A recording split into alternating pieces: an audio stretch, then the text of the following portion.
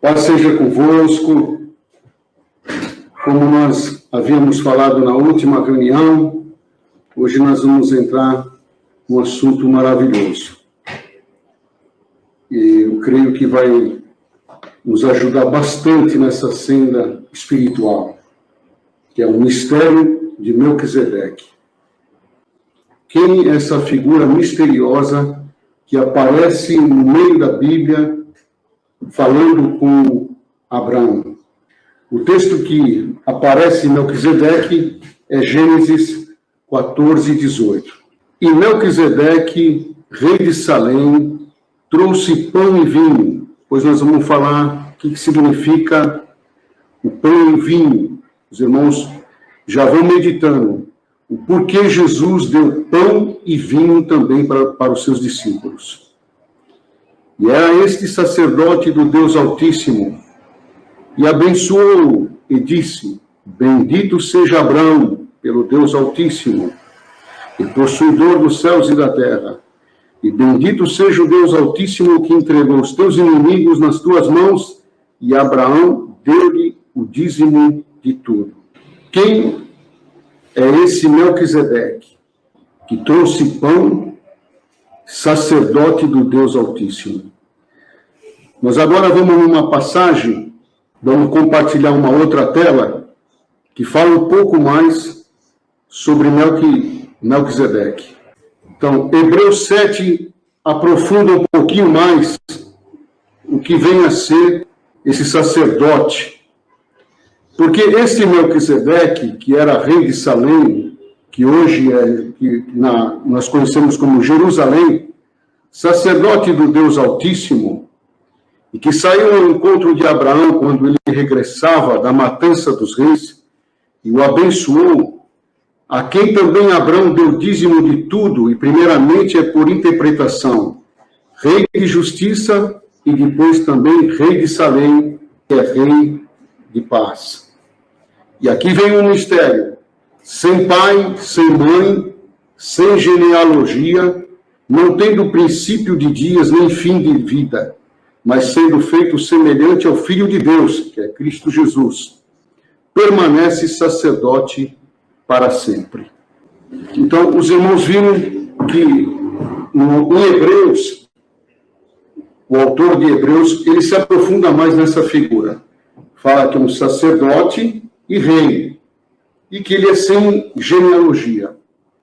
Os irmãos sabem que isso aqui aconteceu depois que Abraão foi salvar o seu sobrinho e algumas nações que estavam na mão dos seus inimigos.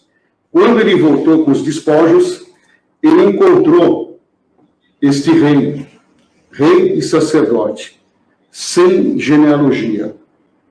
Nós vamos entrar um pouquinho nessa parte, irmãos, a respeito do que é sem genealogia, sem pai, sem mãe. Os irmãos vejam que ele era uma pessoa, um ser humano, que estava ali, apesar de ter um mistério envolto, né, de ser um rei e um sacerdote ao mesmo tempo, mas ele era um ser humano. Ele ofereceu para Abraão pão e vinho, e Abraão lhe ofereceu o dízimo de tudo aquilo que eles tinham adquirido a respeito do despojo. Então, ele era uma figura que estava ali. Então, como que se explica sem pai, sem mãe? E a semelhança de nosso Senhor, o Filho de Deus, de Cristo Jesus. Os irmãos vão entender isso aí. Melquisedeque, ele não era como muitos pensam, um ser divino, um anjo. Ele era considerado da ordem, Jesus é considerado da ordem de Melquisedeque, porque Melquisedeque é considerado da ordem dos filhos de Deus.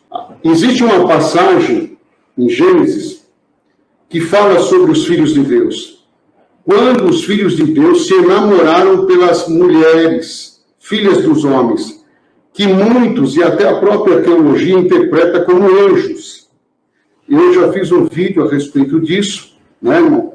Essa possibilidade, assim, cada um com a sua interpretação, eu descarto totalmente diante do que Jesus falou a respeito dos anjos. Quando perguntaram se as pessoas iam se dar em casamento no reino, ele falou, no reino não se dá em casamento, porque serão como anjos. Então, jamais um anjo, um ser divino, iria se namorar de uma mulher, filha de um homem. Então, eles eram filhos de Deus. Por que eles eram chamados filhos de Deus? Eles são da descendência de Adão de Sete. Eles são dessa descendência, chamados filhos de Deus. Então, quando os filhos de Deus se misturaram, já falei também a respeito dessa parte, com as mulheres, houve uma aberração e uma contaminação. No nosso entendimento, Melquisedeque é da geração de Sete. Ele é considerado filho de Deus. Por isso que eles não o reconhecem genealogia, pai e mãe. Ele tinha pai e mãe, mas os filhos de Deus não se reconhecem. Os irmãos, eu vou lembrar uma passagem para os irmãos. Quando Jesus perguntaram, o que dizem os povos que eu sou? Então eles começaram a falar, profeta, falaram bastante coisa. E vós, o que dizeis que eu sou? Então Pedro se antecipou e disse, tu és o Cristo, Filho de Deus. E Jesus corroborou com ele, bendito sejas, Simão, filho de Jonas, pois não te revelaste a carne e o sangue, não revelaste a genealogia dele.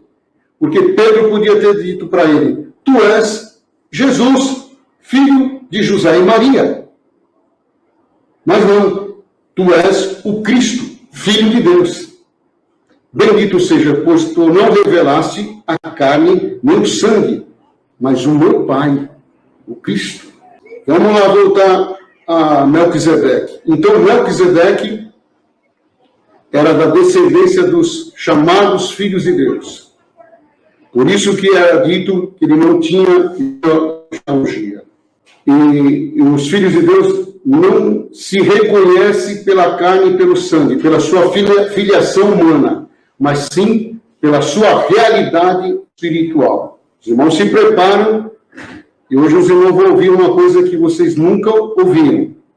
Agora, só Melquisedeque e Jesus é para não serem reconhecidos segundo a carne?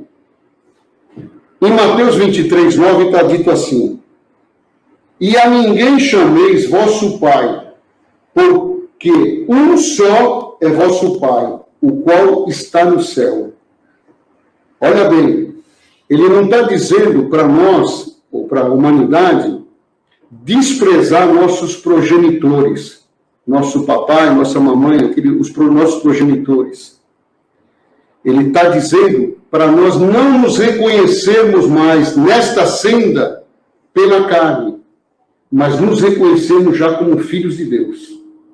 E os irmãos vão entender que esta obra, até Jesus, era um ministério dos filhos de Deus.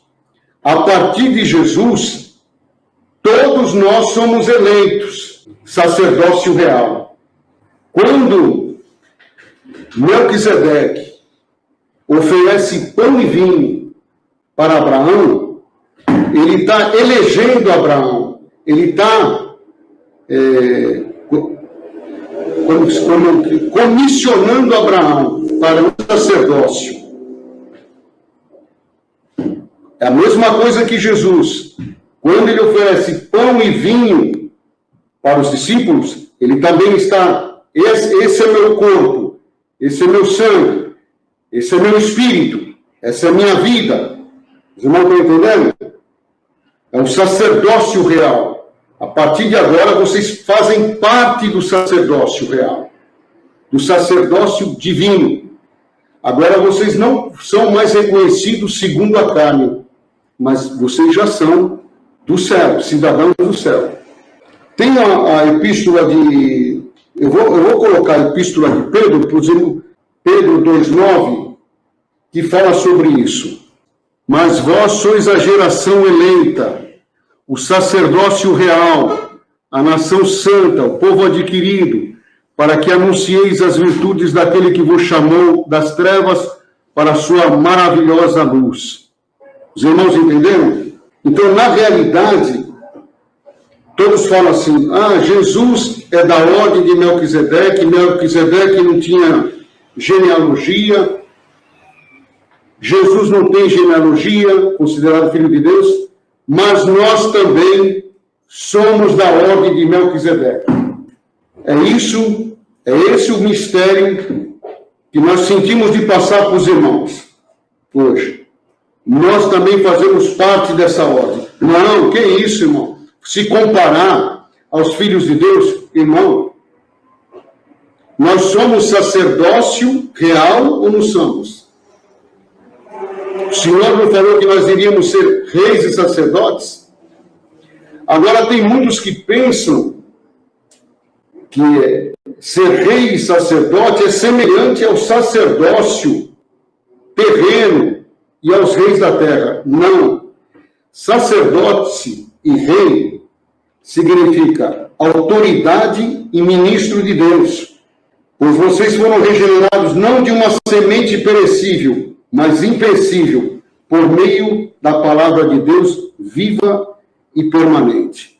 Então, irmãos, nós vamos receber essa autoridade. Quando? A partir do momento que nós temos consciência dessa realidade. Então, esse encontro que Deus teve através de Melquisedeque com Abraão, irmãos, na realidade é um plano de Deus com a humanidade, não é com um povo em particular. Porque ele também fala para Abraão, em ti serão benditas todas as nações, todos os povos serão abençoados. Todos receberão esse sacerdócio. Por isso que eu falo para os irmãos, quando Jesus fala que os profetas, o ministério do profeta veio até João, e o sacerdócio veio até ele também. A partir de então, todos nós somos considerados reis e sacerdotes eternos. A partir do momento que você toma posse disso, consciência disso, e começa a meditar nisso, de que você não tem genealogia, como Deus falou para o profeta, eu te conheci antes que te formasse no ventre da tua mãe. Antes que entristecesse os teus ossos. O Senhor já nos conhece. Nós já éramos dele. A sua semente estava em nós. Mas tinha uma semente corrompida, que são os filhos do Adão caído. Mas pela palavra, essa semente santa dos filhos de Deus, que está em nós, que é o trigo, pela palavra, que é simbolizada pela água. Os irmãos já viram aquela experienciazinha das nossas crianças, na aula de ciência? Eles pegam a sementinha, colocam um algodãozinho no copo, colocam a sementinha e jogam água. Se não jogar água, não acontece nada. Mas quando coloca água e a semente recebe a umidade, de repente você chega numa hora sem menos esperar, o rebento sai, a semente rompe. Então, a palavra de Deus é a água que faz essa semente que está em nós, dos filhos de Deus, romper. Por isso que Paulo, numa das suas epístolas, ele fala, toda criatura está gemendo com gemidos inexprimíveis, na expectativa da manifestação de Jesus em nuvem de glória. É isso? Não. Na manifestação dos filhos de Deus. Os irmãos estão entendendo? Então, quando nós falamos assim, que nós não estamos preocupados em ver Jesus em nuvem de glória, mesmo sabendo que a passagem que cita isso, fala que todos os que verão vão se lamentar, e eu não quero estar no meio desses, porque eu não quero me lamentar. Antes de tudo, nós temos que assumir o nosso sacerdócio, a nossa autoridade. o nosso ministério junto a Deus. Todos. Por isso que não é mais aceitável você ter clérigos que subjugam ou doutrinam as pessoas. Já passou da hora de a humanidade assumir a sua posição de sacerdócio e de rei, de autoridade. Por que nós estamos sofrendo? Porque ainda a humanidade é levada ainda pela carne e pelo sangue. Esses dias mesmo eu ouvi um irmão falando que a igreja ela tem muita falha porque ela é presidida por homens. Olha, nós não estamos mais no tempo de nos sujeitar à presidência humana. Nós somos sacerdócio real. Já passou da hora do Espírito Santo tomar conta total da nossa vida, nós empossarmos no trono. Aí alguém vai falar assim, eu não me vejo como rei e sacerdote. Esse é o grande problema.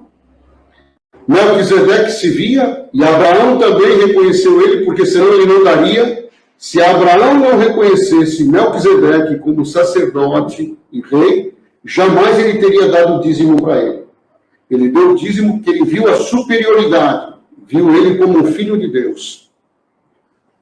E nós também, irmãos, se não conseguimos olhar para cada um de nós e não vermos um filho de Deus, um Cristo, porque a intenção de Deus não é fazer pessoas membros de denominações, é fazer Cristos.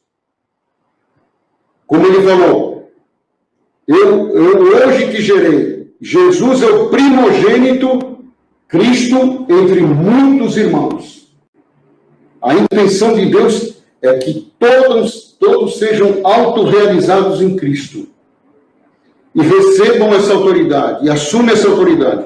A partir do momento que você toma posse disso, muda a tua vida. Eu não entendo muito bem isso. Eu vou dar um exemplo.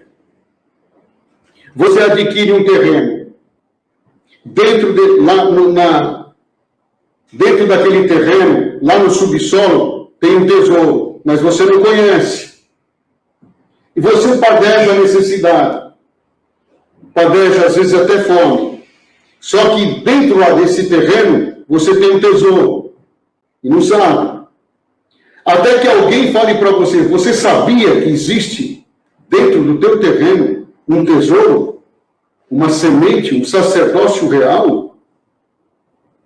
Dos filhos de Deus? Daqueles que têm autoridade até sobre os elementos que Deus falou para eles, sujeitar a terra? Então, olha bem, irmãos, Jesus, ele passou esse tipo de olhar para os discípulos. Não olhe segundo a carne, olhe segundo o Espírito. Ele falava assim, olhe, a seara já está pronta, só ele via a seara, já está em flor. Ele tinha uma visão que nós, por falta de consciência, não usamos. Nós temos uma semente dentro de nós que ela não rompeu, que ela não cresceu, ela não lançou fruto ainda. Por isso que Jesus diz, coisas maiores do que essa, ele está dizendo, muito mais coisas do que vocês viram vai acontecer. Por quê? Porque os filhos de Deus vão se manifestar na terra. E vai começar a haver prodígio. Se os irmãos não sabem, os Cristos têm se manifestado desde que Jesus, como primogênito, pisou na terra. Só que é pontual. É no século passado, no século retrasado, são homens ou mulheres que se manifestaram com prodígio, com curas. Eu fiquei sabendo de vários que foram chamados de Cristo, segundo a ordem de Melquisedeque. Pessoas que, como os apóstolos, passavam e a sua sombra curava. Agora, por que hoje, irmãos, nós não estamos nem preocupados com essa coisa da cura, de manifestar isso? Porque o povo, primeiro, precisa assumir essa realidade. Porque senão a idolatria vai acontecer. Hoje eu tenho consciência disso, já vi curas em mim e em volta. Já percebi com esta consciência. Mas se eu começar a produzir muitas curas, passar perto de um coxo, ele levantar, o que vai acontecer comigo? O que os irmãos acham que vai acontecer comigo? Chegou atrás. Isso. Então, para Deus, não é viável que um homem, uma mulher só, como já aconteceu, mas não vai ter jeito, como eu observo, curas em mim, perto de mim, é por causa da mudança de consciência. Só que o que o Senhor quer é que isso se alastre. E quando você percebe, como é seu nome mesmo? Eu sou Fábio. Fábio, quando eu vejo Cristo em você e começo a chamar essa realidade, e você começa a perceber isso em você e fora de você, e o Alexandre, o Jorge, o Raul, o Volpe, a Maria, o José. Então, o que vai acontecer? Não vai haver idolatria, porque você não reconhece mais ninguém segundo a carne. A idolatria existe porque nós achamos que alguns são especiais. Ah, mas o irmão não acabou de falar que Melquisedeque era da ordem dos filhos de Deus? Isso, irmão. Mas quando eles se manifestam na intenção de ser semeado essa semente. De nós sairmos de infra-humanidade, do homem animal, da alma vivente, para o espírito vivificante. E sermos a semelhança do nosso mestre, que disse: eu dou a minha vida para retomar. Ninguém me tira, pois que eu tenho já a vida em si mesmo. Isso é imortalidade. Os irmãos estão entendendo? Nesse aspecto, já não existe mais essa salvação que muita gente entende. Que salvação, ela é uma palavra que ela tem outro significado na Bíblia. Os irmãos lembram quando Jesus acontecia uma cura, ele fala: tua fé te salvou. Ué, mandou aquela pessoa para a vida eterna? Não. Salvou significa curou. Então, salvação significa cura, manifestação do Filho de Deus. Agora, nós vemos pontuar uma cura aqui, uma transformação ali, lapsos. Nós nos deparamos mais com os filhos dos homens, mais com a carne e com o sangue, com os problemas da vida, com as dívidas, do que essa inimitação dos filhos de Deus, essa incorruptibilidade.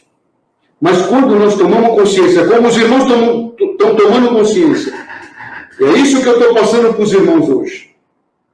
O plano de Deus é fazer de todos sacerdotes e reis, para que você tome de uma vez por todas a autoridade que foi te dada lá no princípio. Sujeitai a terra e dominai sobre ela. Essa é a intenção de Deus. Que aquilo que Ele criou, irmão, Deus não criou nós? Não. Essa mente carnal não foi Deus que criou. Nós somos, os irmãos viram que nós somos um sopro, uma alma vivente. Somos co-criadores. Então nós, no sonho, no pesadelo de Adão, é que criamos todas essas desarmonias. A partir da desobediência, de nos sentir... Eu não vou falar nem, irmão, os pecados capitais. Vamos falar aquilo que eu chamo de a única heresia que existe. É o homem se sentir separado de Deus. O grande pecado de Adão no Éden foi isso. Ele se sentir separado. Como? Adão, aonde estás? Eu estou aqui, escondido. Por quê? Porque eu estou nu. Quem te disse? Ele se sentiu separado de Deus. A partir desse momento, ele começa a conhecer a morte. Então agora, irmãos, o trabalho é reconquistar, é voltar a se sentir como Jesus disse, um com o Pai. Então aquilo que Jesus falava sempre, eu e o Pai somos um, eu estou no Pai e o Pai está em mim, são palavras que nós devemos usar cotidiano, todos os dias.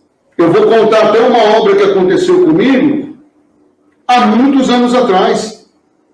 Já era casado, mas moço ainda. Toda a minha família sofre com problemas renais. E apareceu em mim uma dor lancinante, eu não sabia o que era. Eu pensei que ia desmaiar. Quando meu cunhado chegou e viu que o sangue fugiu da minha face, ele, como tinha o problema, falou, isso é cólica renal. Vou lá buscar o carro para te levar para o hospital. Enquanto ele foi buscar o carro, por isso que eu falo para os irmãos, essa ciência, essa consciência já vem de muitos anos, de busca de muitos anos. Nessa época, eu já vivia isso. Eu coloquei a minha cabeça no umbral da porta e me veio essas palavras de Jesus. Eu não vou falar para os irmãos usar isso como um chavão, como uma fórmula de libertação. Foi uma inspiração daquele momento. Naquele momento me veio essas palavras de Jesus. Eu estou no Pai e o Pai está em mim. Eu e o Pai somos um. Quando eu terminei de falar, desapareceu toda a dor. Como se não tivesse acontecido nada. Eu fiquei impressionado. Meu cunhado voltou e falou, vamos lá. Eu falei, você não vai acreditar. Eu não estou sentindo mais nada. E ele, como sabia, tinha ciência da enfermidade. Olha só. Não, é assim mesmo. Você tem uma pedra. Quando ela revoloteia dentro dos teus rins, é onde provoca as cólicas. Então agora ela ficou quietinha, mas daqui a pouco você vai ver. Viu como é a nossa consciência carnal dos processos que tem que acontecer? E sobre isso, eu tinha aqui mesmo para constatar aquilo que nós chamamos de milagre, mas não é. É consciência espiritual. Quando nós chegamos no médico, a médica, a primeira coisa que ela pediu, quando eu falei do que eu estava sentindo, para fazer a urina. Quando eu peguei o recipiente para fazer a urina, fiquei espantado. Minha urina leitosa, quase branca, com a poeira precipitando no fundo. Assim, uma poeirinha precipitando no fundo do copo. Nunca tinha visto aquilo. Levei para ela, mostrei. Ela olhou para mim e falou, você tomou alguma coisa? Eu falei assim, não, doutora. Pois é, você tinha pedra, mas ela foi implodida dentro do teu rins. Nunca mais manifestou a enfermidade. Uma consciência espiritual, de unidade com Deus. Por isso que o salmista fala, o Senhor é meu pastor e nada me faltará. Você pode interpretar, quando eu tenho consciência de que Deus é meu Pai, o meu pastor, o meu guia, o meu tudo, eu não sinto falta de nada. Os irmãos estão entendendo? Essa é a cura. E aonde o irmão quer chegar com tudo isso? O que eu quero chegar, irmão, é que passou da hora de nós assumirmos o nosso sacerdócio. De a irmã e o irmão, todos que estão ouvindo aqui, não depender mais do pastor, do ancião, do padre, do papa, de um homem. Assumir a tua posição como filho de Deus. E numa conscientização como essa, perceber uma cura em você e nos que estão em volta de ti. Você nunca mais vai ficar dependente. Mas Deus quer isso? Quer. E Jesus também. Quando Jesus chegou e Lázaro já tinha sido sepultado, Marta falou para ele assim, Senhor, presta atenção, irmão. Se tu estivesses aqui, meu irmão não teria morrido. Jesus pediu desculpa para ela? Não. O que lhe asseverou? Marta, eu já tenho te dito que se tu creres, verás a glória de Deus. Aí ela se justificou. Eu sei, Senhor. que ele vai ressuscitar no último dia. Marta, eu sou a ressurreição. O que ele está dizendo, irmão? O eu sou. O mesmo eu sou que se manifestou para Moisés, lá no monte, e se manifestou em Jesus, também se manifesta em nós. Num lapso de comunhão, no arrebatamento de consciência, você pode dizer sem medo nenhum: eu sou a ressurreição e a vida. O eu sou, o Cristo de Deus, é a ressurreição. E ele está em mim e eu estou nele. Estamos no Pai. Uma consciência como essa, irmão, nós vamos observar coisas gloriosas na nossa vida. Ah, mas eu já vi irmãos que têm o dom da cura. Irmão, o Senhor, ele permite algumas coisas até um certo tempo. Até a fé cega. Quantos, pela fé cega, acreditando num pedaço de pau, num pedaço de barro, ou acreditando num homem, não conseguiram, não abriram uma cura. Mas chega uma hora que começa a não dar certo. Que o santo não está fazendo mais milagre. Que o homem já não está conseguindo fazer mais milagre. O que está acontecendo? É o Senhor já mostrando para nós. Já passou da hora de vocês assumirem o vosso ministério. Chega de fé cega. Passou da hora de vocês começarem a observar o poder de Deus na vossa vida. Então, irmãos, isso realmente é maravilhoso, uma época que nós estamos vivendo. Quantos não se desesperaram porque as igrejas fecharam? Porque tem a igreja como uma muleta. Sem igreja eu não sou ninguém. Sem o cooperador e a palavra, o ancião lá pregando a palavra, eu não sou ninguém. Mas quando você assume essa posição e recebe essa água, isso que está sendo falado aqui é água viva, para fazer germinar essa semente do Filho de Deus que está dentro de você. E de uma vez por todas esse rebento nascer, crescer, dar fruto. Você não vai mais se lastimar, nem se lamentar, se uma igreja fechar. Ou se alguém deixou de ir te visitar. Você vai começar a perceber que não existe mais separação entre nós. Todos nós estamos unidos em espírito. Em espírito não existe distância, não existe tempo. Nós somos um só. É uma coisa que você não entende como uma mágica. Não adianta uma fada madrinha vir, olha, recebe aí essa compreensão. Isso que eu estou falando para os irmãos é muitos anos de busca. Senhor, aparece, manifesta-te, mostra-me a verdade. Eu quero viver na verdade, na realidade. Faz-me saber. E posso falar para os irmãos, recebi testemunhos de que isso é real. Como o apóstolo falou, o que eu estou falando aqui para os irmãos não é sublimidade de palavra, é eficácia do Espírito na nossa vida. Eu sei que os irmãos auliram curas de outras formas, mas essa é a realidade que está intrínseca na palavra. Esse sacerdócio que não se reconhece pela genealogia, ou seja, não se reconhece pela carne, mas como filhos amados de Deus, quebra toda a nossa raiz de limitação. E nós começamos a nos ver, irmãos, como um cidadão do céu, uma semente incorruptível. Aí sim, irmãos, quando você começa a vivenciar isso, aí o Senhor pode aparecer em nuvens de glória, Jerusalém celestial pode descer. Mas imagina que nós, vivendo como homens carnais, com medo da pandemia, com medo da morte, sofrendo em extremo por causa da morte que não é morte, que a morte física a gente sabe que não é. Se fala 1000 vezes que não é morte, mas nós temos medo. Pergunta lá, não sei se são todos, mas já ouvi falar. E o japonês, quando uma pessoa morre, o que eles fazem? A maioria das posturas faz festa, né? Só no Ocidente que não.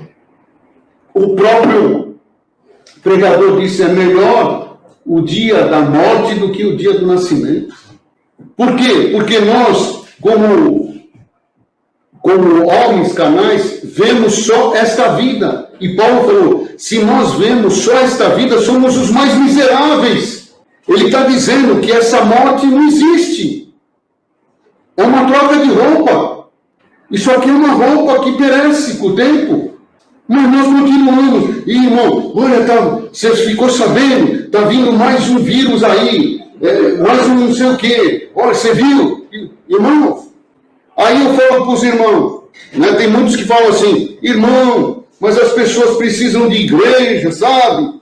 Porque tem muitas pessoas que se não tiver igreja, vai voltar para aquele mundo. Mas, irmão, eu te pergunto agora, essa pessoa, que ela não tem firmeza nenhuma, que ela precisa de todas as muletas para amar a Deus, quando o corpo dela cair, ela ganhou o céu? A consciência dela é transformada nessa hora? Ela está como Jó. Por que aconteceu tudo aquilo com Jó? Você não pode ir lá em Jó capítulo 3. O que eu temia me sobreveio. O que eu receava me aconteceu. Nunca estive descansado. Então, foi o medo, a fé recalcitrante, a fé cega. Tanto é que ele fala lá no último capítulo, eu ouvia falar de ti. Como todos nós, os ditos cristãos, ouvem falar, mas não tem uma unidade com Deus.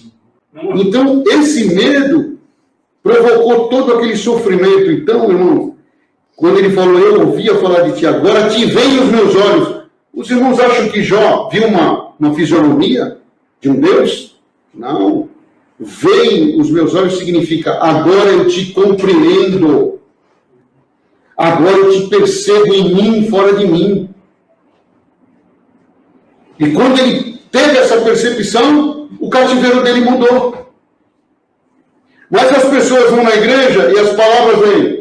Deus vai mudar o teu cativeiro. Eu vou te abençoar. Eu vou te ajudar. Irmão, o Senhor está falando para você agora. Que o teu cativeiro muda agora. Hoje, se ouvirdes a palavra, não endureça o teu coração. Abre o teu coração. Porque é agora que eu mudo o teu cativeiro. Se reconheça como meu filho. Assuma o teu sacerdócio. Assuma a tua autoridade de rei e sacerdote. E começa a trilhar um caminho de supremacia, de sublimidade.